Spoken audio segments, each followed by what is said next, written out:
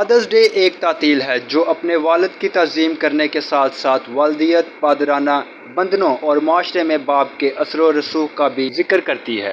یہ تعطیل اسی طرح کی تقریبات کو پورا کرتی ہے جس میں خاندان کے ممبران کی عزت ہوتی ہے اور مختلف خطوں میں باپ کا احترام کرنے کی اپنی اپنی روایات برقرار ہے۔ فادرز ڈے ہر سال پوری دنیا میں جون کے تیسرے اتوار کو منایا جاتا ہے۔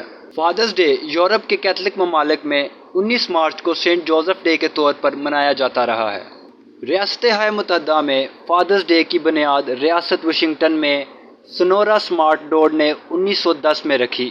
کیتھولک یورپ میں فادرز ڈے کا جشن منانے کا ایک رواجی دن کم از کم 1508 سے جانا جاتا ہے۔ یہ عام طور پر 19 مارچ کو سینٹ جوزف کے تہوار کے دن کے طور پر منایا جاتا ہے جسے باپ کے طور پر پرورش کرنے والا دومنی کہا جاتا ہے اور جنوبی یورپی روایت میں یسوع کا باپ۔ اس جشن کو اسپین اور پرتگالیوں نے امریکہ میں لایا تھا۔ کیتھولک چرچ نے 14ویں صدی کے آخری سالوں سے یا 15ویں صدی کے اوائل سے سینٹ جوزف ڈے پر والدیت کے جشن کے رواج کی فعال طور پر حمایت کی، بظاہر فرانسسکن کی پہل پر۔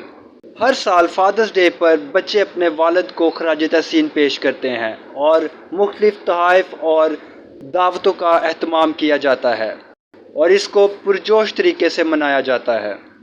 پوری دنیا کے ساتھ ساتھ پاکستان بھر میں بھی فادرز ڈے ہر سال پرجوش منایا جاتا ہے۔ معلومات کا قابل اعتماد ذریعہ CRC، جڑے رہیں CRC کے ساتھ۔